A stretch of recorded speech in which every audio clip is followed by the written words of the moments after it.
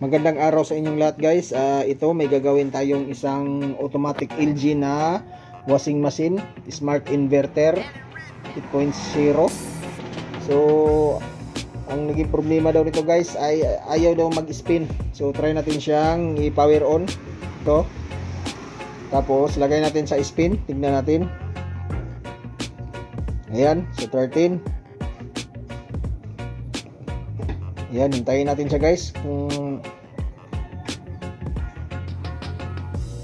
ano yung resulta niya.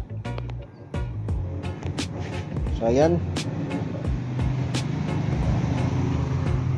hintayin na natin guys mga ilang minuto.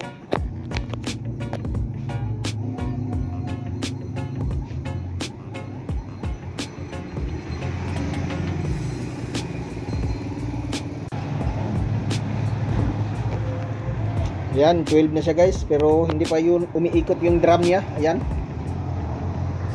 yung drum niya ay hindi umiikot. So hintayin natin guys kung ano yung makalagay dito na error.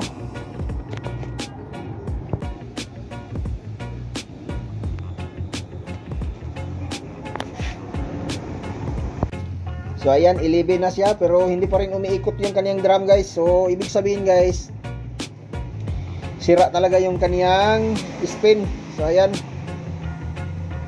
so 11 na siya guys. So ito yung gagawin natin ngayon guys. So dapat sana ay nag-ikot na yan siya guys. Kanina pa nag-ikot kasi 11 na siya oh.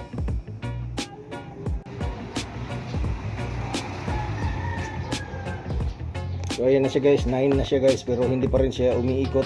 Ayan guys. So ito yung pinaka problema niya talaga guys. Ayaw niya mag-spin. Ayan o. 9 na siya pero hindi pa rin umiikot yung kaniyang drum. So dapat sana umiikot na yan siya, kanina pa. Pag ganitong mangyayari sa isang automatic washing machine guys, maraming dahilan ito, pero step by step natin siyang i-troubleshoot.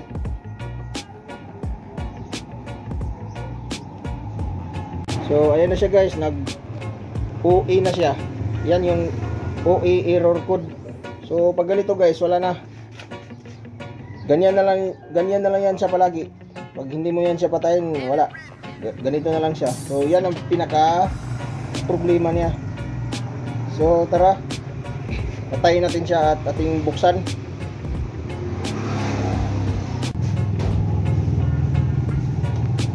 Tanggalin mo muna itong hose guys ng tubig. Ito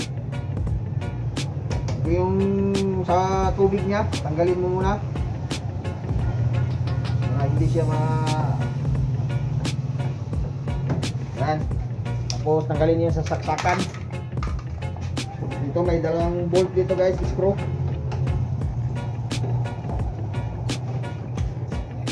Dito sa kabila, dito isa.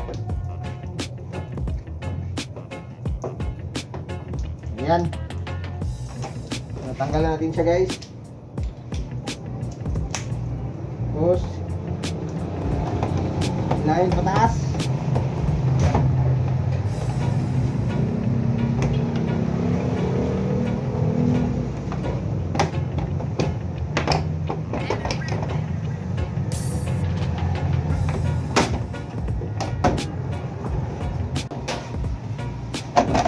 Ito na guys, natanggal na natin siya, yung cover niya. So ito yung papalitan natin guys oh. Focus natin sa camera. Ito guys, ito yung tinatawag na water level sensor. Meron tayo dito, ayan, LG. So tanggalin natin yung nakadikit dito. Ayan, ito tanggalin natin.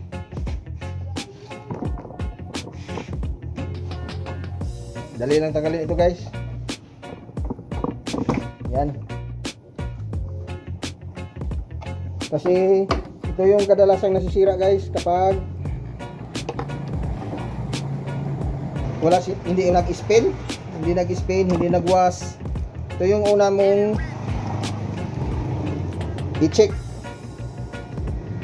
So ayan, hose. Lagyan natin yung hose. Try natin guys, kung hindi pa rin siya mag-okay dito, doon naman tayo sa kabila.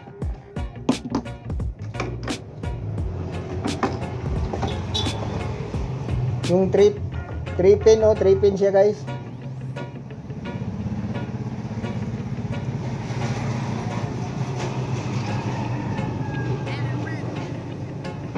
Yan. Nagkakabit na siya. So ibalik natin. Kung paano siya tinanggal, ganoon rin siya pagbalik. Yan. So tignan natin guys kung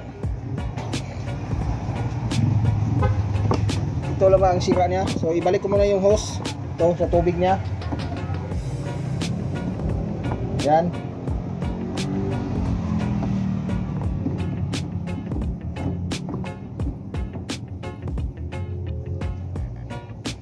So ito yung tinanggal natin na water level sensor.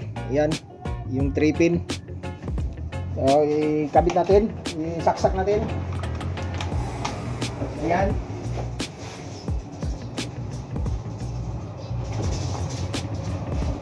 So tignan natin guys kung mag-spin na ba siya. Ayan, i-power on natin. Lagay natin sa spin. Yan. Tignan natin kung ito na ba ang sira niya, itong water level sensor. Kung iikot na itong drum guys, ayan, pag iikot na yan siya, ibig sabihin nun, okay na siya. Hintayin na natin siya guys. Yan.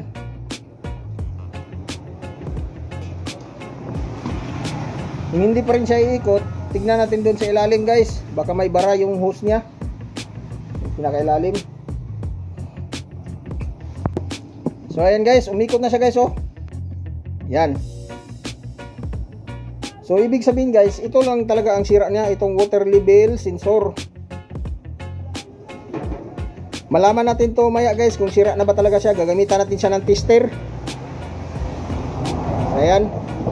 So ngayon, okay na guys. Yan. Yan siya guys, oh. Grabe ng bilis ang ikot niya guys. Ayan. Bilis na yung ikot niya guys. Ano, grabe yung bilis, oh. So yun lang ang naging problema niya guys, yung water level sensor.